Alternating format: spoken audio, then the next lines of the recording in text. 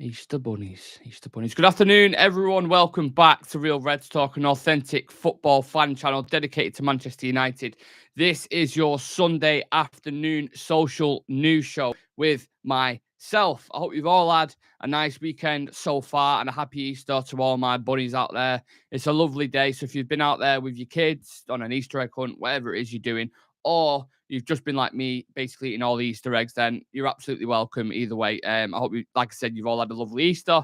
Big up to everyone in the chat and the TikTok, and big up to everyone in the YouTube as well. On today's show, it's all about midfield targets heading into the summer. This morning, we've had updates from numerous journalists about specific targets for midfield.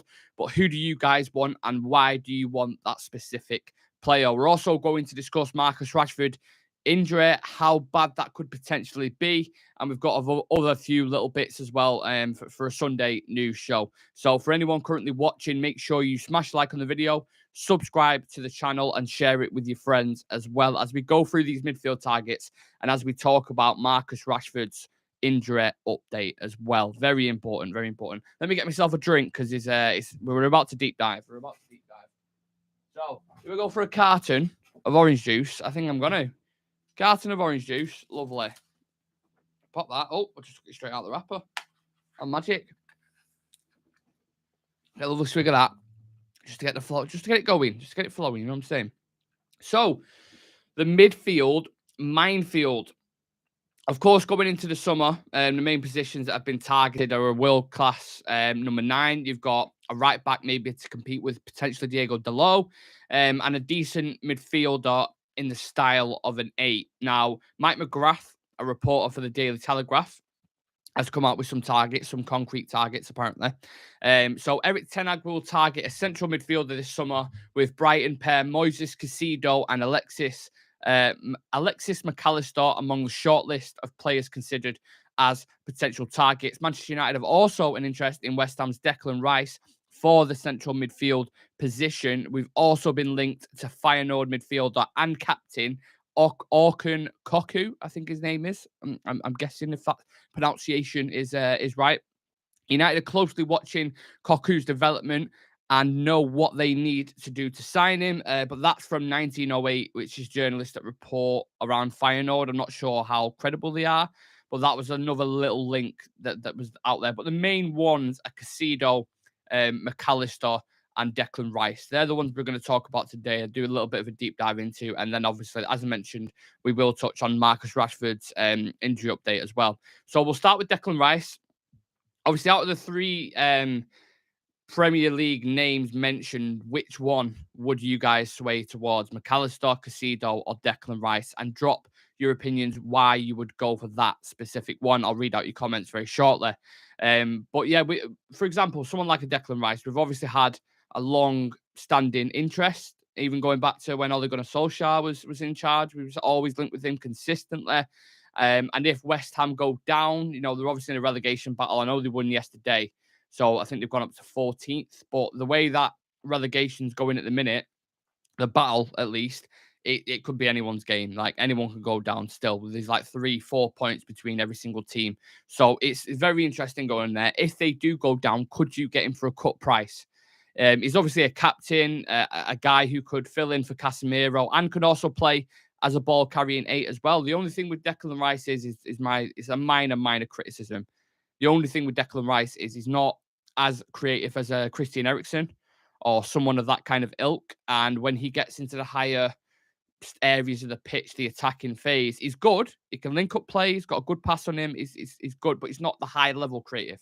That's my only criticism of him. But he can definitely fill in for Casemiro. Casemiro's had a couple of suspensions this season, and if Declan Rice was there to fill in for him, we'd be absolutely fine. The drop off wouldn't be way too much as it has been with other players. When we tried Sabitzer there, it hasn't worked. When we tried McTominay, it hasn't worked. And when we tried Fred there, it hasn't worked. It was only yesterday when we saw Bruno Fernandes being deployed in a deeper role, it looked slightly better. Now, the price tag that's being mentioned with Declan Rice and from David Moyes and coming out of West Ham is an absolute joke, in my personal opinion, because Jude Bellingham is being quoted for a similar fee, and Bellingham has much more to his game. He just does. He just does. If you're talking about 100 plus million for Declan Rice, and that's not even guaranteed if West Ham stay up or go down. What the amount of money you want for that is like a top level who's going to be there for the next 8 years. Declan Rice could fit, he could fit in that category. He could. I'm not saying he couldn't, but if you're looking to get your absolute money's worth, are you going to go buy, a whisper from the shop, or are you going to get a duo? Because I think Declan Rice, I think, Jude Bellingham has much more to his game. Is much more well-rounded. Has got the physical attributes as well. Is younger. I think if you're going to pay for the same price, you might as well get Bellingham, or you might as well try go get Bellingham, right? If we're going to talk about Declan Rice maybe going for £80 million, £70 million, talk to me. I'll have that discussion. But this is the price that's being quoted. So you can only go off the reported fee. I don't see interest coming out from a Real Madrid for Declan Rice. I don't see interest from a Bayern Munich or from a Man City like you do for Jude Bellingham. He's a level below. He's older. And Bellingham has Champions League experience. And he looks absolutely one of the best players in the Champions League whenever he plays. Pep Guardiola touched on that. That's another thing to consider as well. When we go into I'm not saying he can't perform. Declan Rice won't be able to, but where's your stick to measure? There isn't one, is there? There just isn't one. The more I think about Declan Rice, the more I'm being put off it. If you can get him for a decent price from West Ham for 78 to £80 million, there's a conversation maybe to have, and I'll discuss it. There's going to be competition like there is for the other two targets that I'm going to discuss with McAllister and Caicedo. I fully get that, and each one will be tough in their own right to get it. But it's just like Fred says there, I just don't see the point in going for Rice when Casemiro has 2-3 years left in him. And there's where the narrative comes into it, because he could be a fantastic replacement for Casemiro. But what if Casemiro continues to do what he's doing until he's 35? Fernandinho did it for Man City. And it's not, I don't think he's as good going forward. I don't think he's as good going forward. But people might tell me that I'm wrong and that I'm talking absolute nonsense. That's absolutely fine. But that's just my personal opinion. What do you think of Koku? I haven't seen a lot of him, I have to be honest. Literally, when we got linked with him this morning, I just had a quick look at him, what he was all about. Seems decent. We obviously signed Terrell Malacio from Feyenoord, and Malacio know all about him, so I'm sure he's putting a good word for him. But yeah, I haven't seen enough of him yet. To be completely honest, that's why I've not gone too much into it. Do you know what I'm saying? We can't buy Rice for backup for that money. We need a starter like a new central midfielder. I'd take Rice, more Prem proven, and I think Eric Ten Hag could get the best out of him. Yeah, some very smart comments in the chat, to be fair. Very smart comments. Now, on to the next target, Alexis McAllister. McAllister, who joined Brighton from Boca Juniors back in January 2020. Comes from a footballing family. I think his father and his uncle and his brothers all play football, by the way. And he's actually played with his brother at Boca Juniors. Now, he came through the same academy as Riquelme, Maradona, and Tevez. So, quite a reputational three there that I've just mentioned. And we know Brighton do what they do to find world-class talents around the planet, bring them into the fold, develop them into really, really good players. And now McAllister is a consistent top-level performer, you would say. He's regarded as quite a high-level operator in the midfield. Under Graham Potter, he became very versatile, tactically flexible, worked extremely hard, as we saw with the World Cup. When Argentina won the World Cup, he was a key ingredient in that team. Everyone was kind of pulling the weight for Lionel Messi, wasn't there? But he was a key ingredient in that. He made, I think, a couple of assists. He's and now under his current coach, Zerva, I think he's got 10 goals and 2 assists for Brighton as well. So he's contributing in most departments. The thing is with Brighton, you can guarantee any sale they make for one of their prized assets or one of their good players is probably going to be 50 million plus. If you look at the players they've sold in the past, and I've touched on this in shows before, and the age profile that they're at, Cucurella was 24, 25 when he went. He was sold to Chelsea for £60 million. Not exactly done great, in fairness. He's been all right, but bit of a flop of a signing, in my opinion.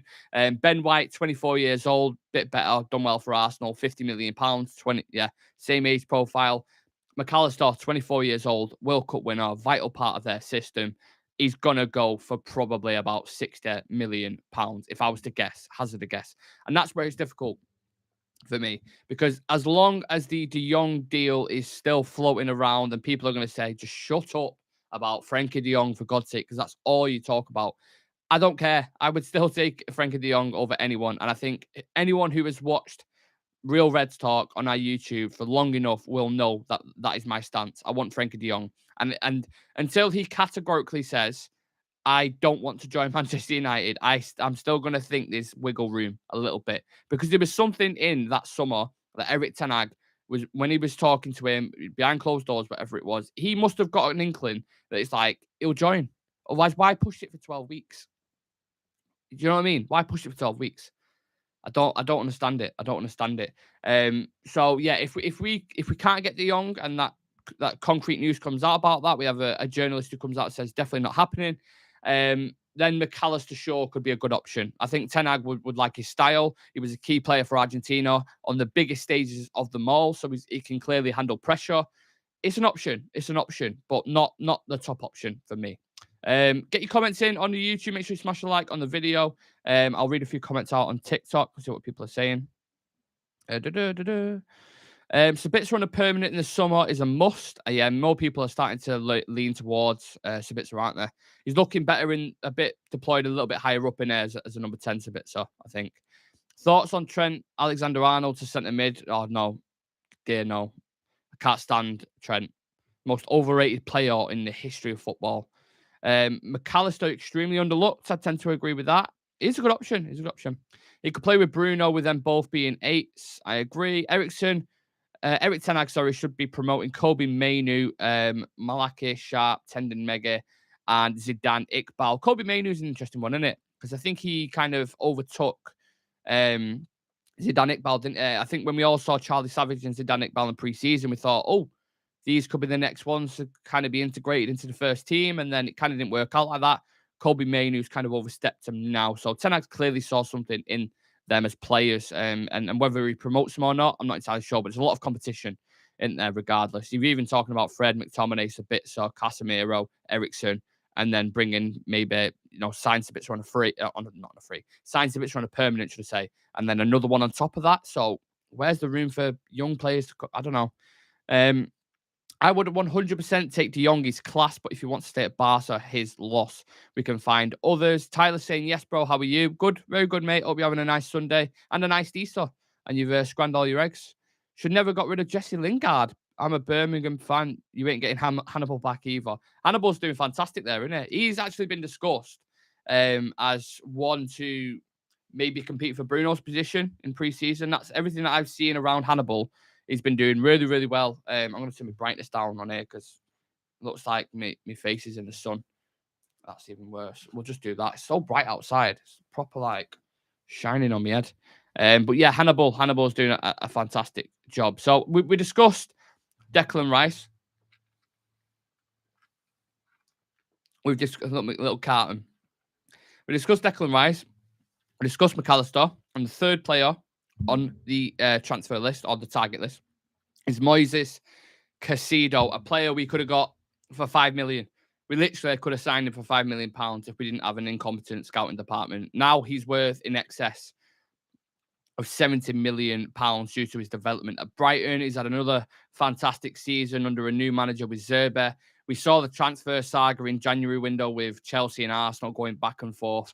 They clearly think he's a top level player. And from everything I've seen, he looks fantastic. He's only 21 years old.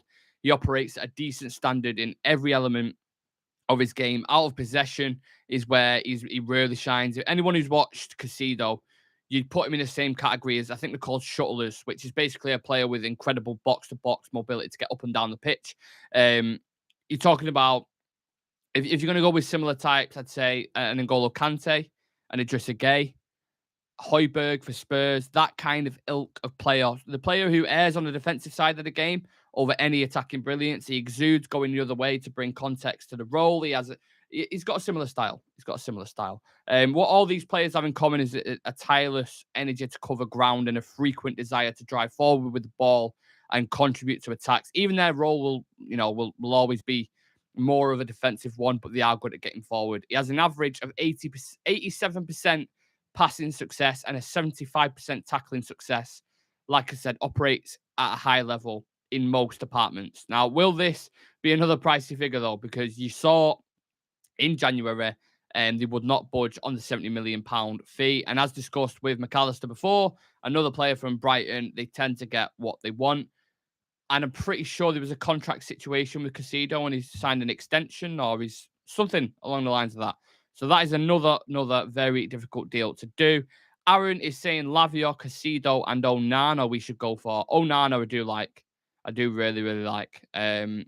He's very physical, young, and good in the air. He's good on the ball, good at his defensive work. Like, he's something I'd look at.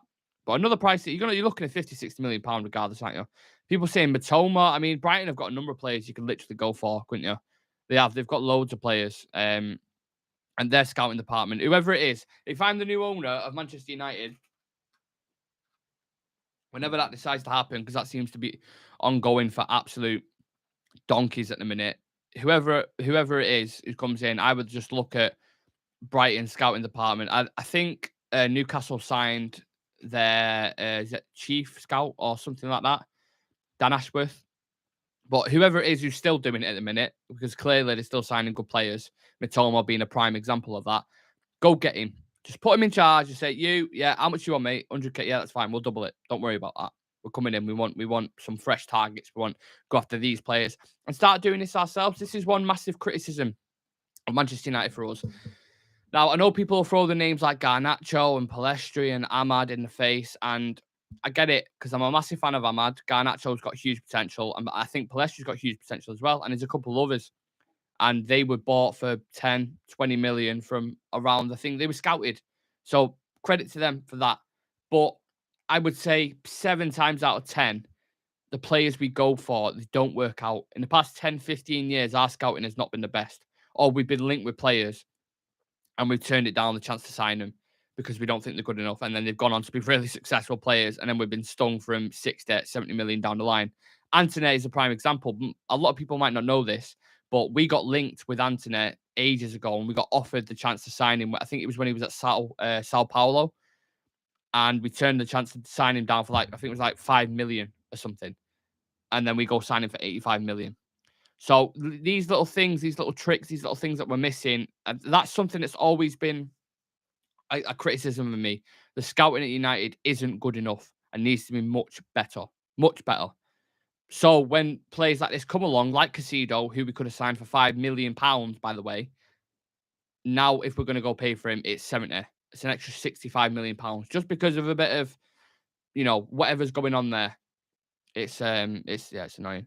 Do you prefer Starbucks or Dildo? Starbucks all day. I hope United fans are cheering on the Gunners today.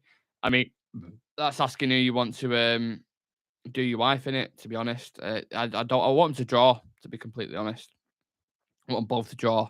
Did you watch Newcastle versus Man U? I did watch that, mate. Yeah.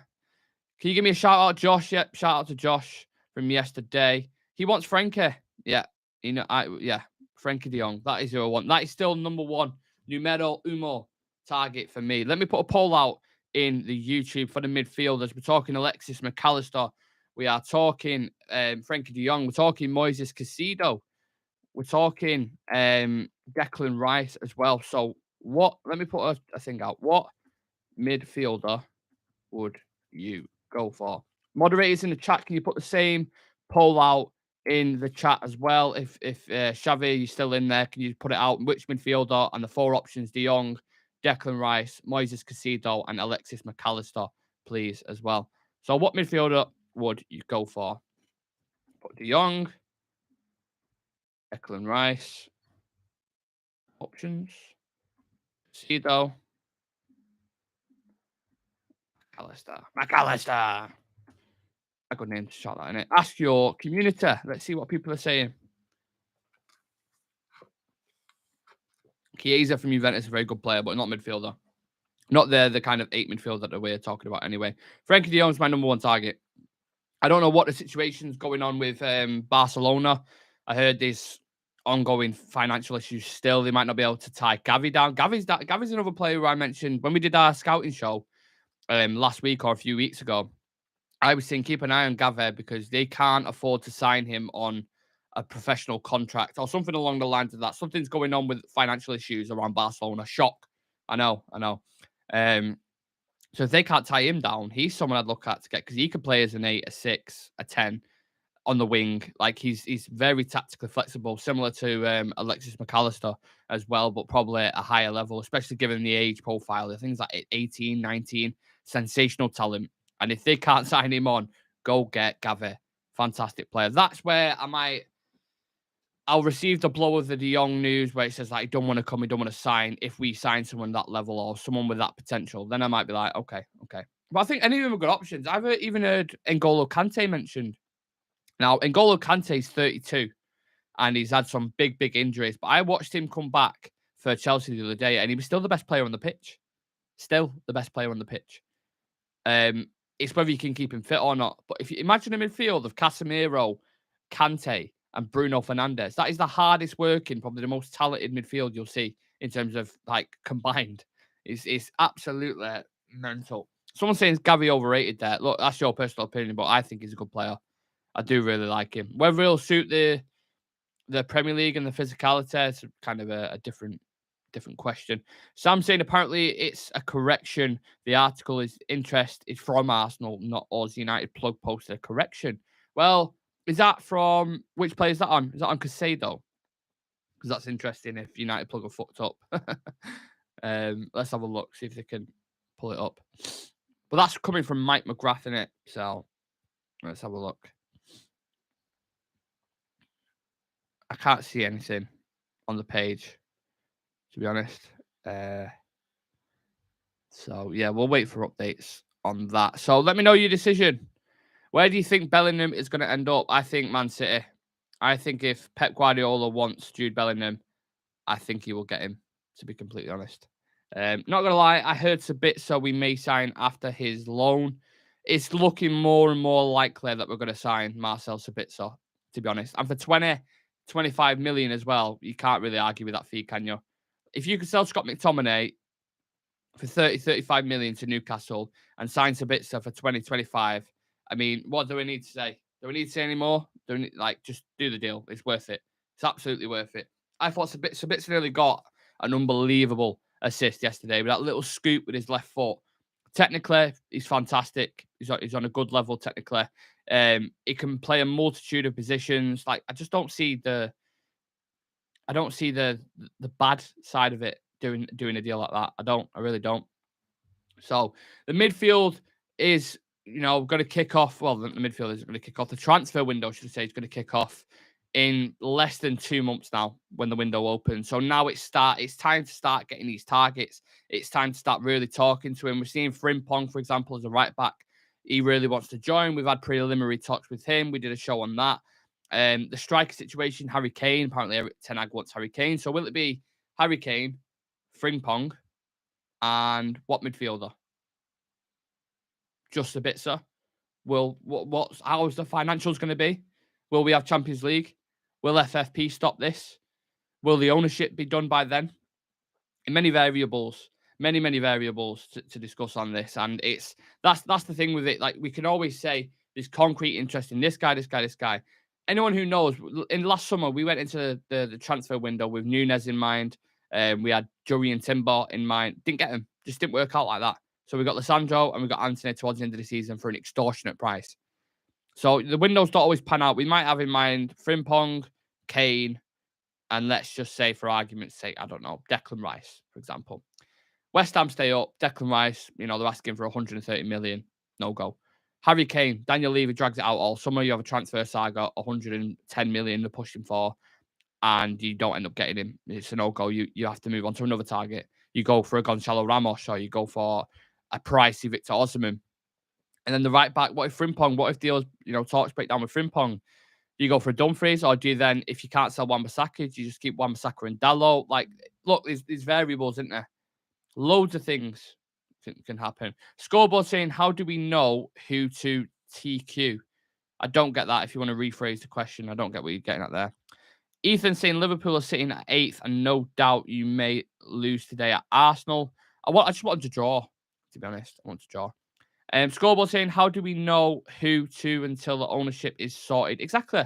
There's questions. Gunner's saying hands off deck. I think they're going in for Arsenal, aren't they, to be fair? But these, as fans, these are the things you got to consider. Do you want to keep Wan-Bissaka, sign for or sign a Frimpong? You know, is Eriksen and Sabitzer enough in the midfield alongside a Casemiro? Do you want someone who can do both roles like a Casido? Do you want someone a bit more higher up? Like, it's interesting, isn't it? Who does Eric Ten Hag want? More to the point. So that is your midfield minefield. That's why the title of the show, should I say, is called Midfield Minefield. It's because it's interesting. It's very, very interesting. I am going to touch on Marcus Rashford's injury now, because there's a lot of United fans worried that he may be out for a while. And watching the Everton game yesterday, he picked up an injury. Judging from how he was moving, he didn't look good. And Eric Ten Hag has also confirmed that it doesn't look great as well. And if you look at groin issues, typically when a player has pulled a groin, I think someone confirmed this in the chat yesterday, with the right amount of time of rest and recovery, it can take, sometimes in certain cases, it can take 4 to 8 weeks. If it's not that bad, it could take 2 to 4 weeks.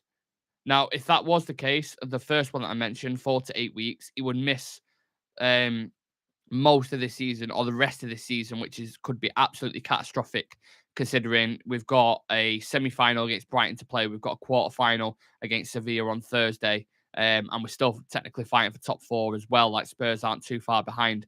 That could, someone like of his caliber, who's been our only main goal threat, being out for that amount of time is catastrophic. Like, it's not being spoke about enough at the minute, maybe because it's not confirmed. But we all saw him holding his groin. We all thought it's pulled. Now, it could have just felt a twinge and it could be a precaution. But let's be completely transparent. It didn't look great. It looked like he was in pain. So is the damage already done? It's tough. There's been no confirmed medical news. That is what I'm going to put out there. No confirmed medical news, but going off what Ten Hag said, looking at him on the pitch yesterday, I don't think it looks good, to be honest. I'm a little bit nervous about the next couple of weeks and how the games are going to go. Not to set panic stations or anything like that, but I am nervous for Marcus Rashford because he's been without him this season. I don't know where we'd be. We wouldn't have trophies. We wouldn't have a trophy, should I say. We'll probably be outside the top 4. We'd probably be out of either the Europa League. You think about the goals against Barcelona. Every game he's scored and he's been so important. And without him, I think we're going to struggle. I really do think we're going to struggle. Our attackers do not put no way near enough consistency with the goal contributions. They really don't. Anthony, he's got, 5, 6 goals, a couple of assists. Sancho, 5 goals, a couple of assists. Weghorst hasn't even scored in the league yet. Anthony Martial came back yesterday. He's been out since, I can't remember the last time Martial played. It felt like December or something. He's been out for so long, and he's still managed to score a Premier League goal before Weghorst. So Weghorst has played every game since he signed in January, and Martial's only just come back, and he's managed to score a Premier League goal before him. How does that work? Make it make sense, someone, please. Mind blown. Don't get it. So, yeah, we're struggling in the attacking department. We really are. We've got Sevilla on Thursday, who are shit, if we're being completely honest. They're not the greatest thing since sliced bread. So we should beat them without him. But with Garnacho out, with Rashford out, where's your pacey threat, your runner in behind coming from? Because Sancho doesn't do it. Anthony's quick-ish, but he's not Rashford pace. Martial isn't a Rashford pace. Who's that direct 1v1 threat, running in behind? Where's that going to come from? Palestre? Can Palestre play on the left? I don't think he can. So, yeah. He's so special. Last summer they linked him with us, and I was over the moon. Greedy, but necessary. Was in the East Stand, right in front of where he pulled up. Didn't look good at all, says United Daily. He didn't, did it? He looked in a lot of pain when he was limping off. In a lot of pain. Garnacho is back for Sevilla, ain't he? Not that I've heard of. I mean, if he is, that's absolutely fantastic. But one person who is back, who Tyler's just put in there, is Casemiro. Casemiro and Eriksen will play together on Thursday. How nice is that for United fans? Absolutely buzzing. There's a little bit of positivity for you to end the show. Casemiro and Christian Eriksen will be back for Thursday. But yeah, I don't know. I haven't heard anything about Garnacho. So if you have, then credit to you because I've seen absolutely nothing on it. I hope he is back. He doesn't take the weight of Rashford when he's away, but Garnacho brings you a dynamic where he will run at players. He is quick enough to get in behind. You saw that with the Fulham goal, didn't you? Like, he's rapid, absolutely rapid. And you need pace. You need that balance in the team. You need that balance in the team because if you haven't got it, everything, when defenders play against you, if everything's in front of him, it's comfortable for him. If they've got a Rashford running behind, or they've got a Bruno dropping into pockets and Sancho dropping here, they have multiple issues that they have to deal with, and it makes the game much more difficult for him. If they've got everything in front of them, everything being worked side to side, it's easy for him. Rashford is a threat for every single team, and a team without Marcus Rashford is a lesser team, a much lesser team. So, yeah, interesting times, interesting times. I can't wait for Thursday. We will have a preview for that on Wednesday. We'll have a breaking news show tomorrow. We've got a couple of fun things coming up on the channel as well. So if you haven't subscribed to Real Reds Talk yet, make sure you do and smash a like on the video as well. It's heating up with the ownership situation. The transfer window is getting closer and closer. We've got a game every 3-4 days, whatever it is at the minute. And it's the last push of the season. So please do consider subscribing to Real Reds Talk. For people in the TikTok, the link is in the bio. For people on YouTube, you're already at where you need to be. So smash a like. Subscribe to the channel. I hope everybody has a nice Easter. Big up everyone in the chat. I'm reading all your comments to see every single one of you. Drop us a follow on the page. We're trying to go live every day on this. We're trying to go live every day on YouTube as well. So, yeah, for regular content, you know where we're at. Follow us on socials, on TikTok and Instagram as well. Real Reds Talk. Should be able to find us. Again, have a lovely Easter, everyone. Hope you have a nice day. And yeah, we'll see you in the next one. If something breaks today, we'll go live for it. So turn on the notification bell so you do not miss a thing. Yeah? Peace. Take care of yourselves.